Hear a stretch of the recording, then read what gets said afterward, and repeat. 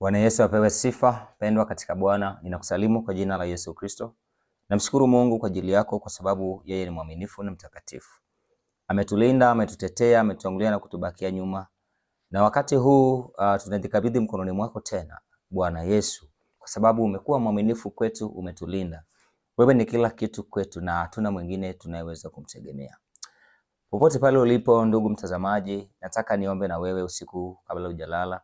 Naamini Mungu anakusudi na maisha yako, lakini haya maombi ya kulinda hata kesho asubuhi kwa siku zima. Mungu aendelee kufanya kitu kwenye maisha yako. Inawezekana huko mahali hapo na unaumwa, utaweka mkono pale ambapo unajisikia vibaya, au utaungana nami kuomba kwa kila ambacho unataka Mungu afanye kwenye maisha yako, na utaona ukuu wa Mungu, Mungu akitenda jambo kwa ajili yako. Tuombe. Baba yetu na Mungu wetu, Mungu uliye mahali pa juu, asante kwa sababu wewe ni mwaminifu. Yesu, ninajikabidhi mkononi mwako usiku kwa sababu umenilinda, umenitetea mimi na familia yangu, mimi na watumishi wako mbalimbali. Umeachilia ukuu wako kwenye maisha yetu Adonai. Hata mtazamaji wangu huyu, Baba, umemfanya kuwa hai mpaka sasa.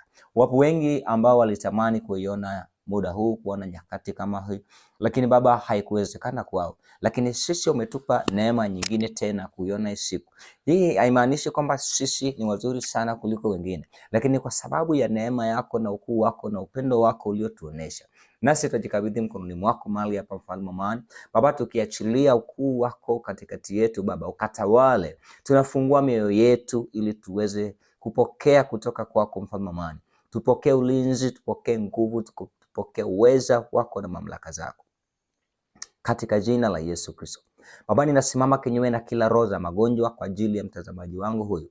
Yeyote anayeumwa, ninaenda kinyume na roho za magonjwa. Baba, ninakamata anga lote katika jina la Yesu Kristo. Kila mateso yaliyopangwa juu ya maisha yake, ninavunja kwa mamlaka ya jina la Yesu Kristo. Ninaharibu kila connection zote za giza kwenye maisha ya mtazamaji wangu huyu. Yesu, naomba nione mkono wako ukimgusa, ukimtetea, ukimtangulia na kumbakia nyuma. Kila pando asilolipanda Baba wa mbinguni, ninaenda kung'oa kwa mamlaka ya jina la Yesu Kristo. Ninapiga kwa moto wa Roho Mtakatifu. Ninavunja madhabahu yote ya giza katika jina la Yesu Kristo. Roho za magonjwa, roho za tamaa, roho za kichawi, roho za kiganga, roho za laana za kila namna, laana za ukoo, laana za kifamilia, Baba ninaondoa kwenye maisha yake katika jina la Yesu Kristo. Ninapiga, ninaharibu kwa mamlaka ya jina la Yesu. Ninaagiza moto wa Roho Mtakatifu ukateketeze kila kinachoitwa takataka kwenye maisha yake, kila kinachoitwa mateso, kila maumivu, chochote ambacho ni kinyume na mapenzi ya Mungu kwenye maisha yake. Baba, ninaenda kuvunja na kung'oa katika jina la Yesu Kristo, Mungu aliye hai.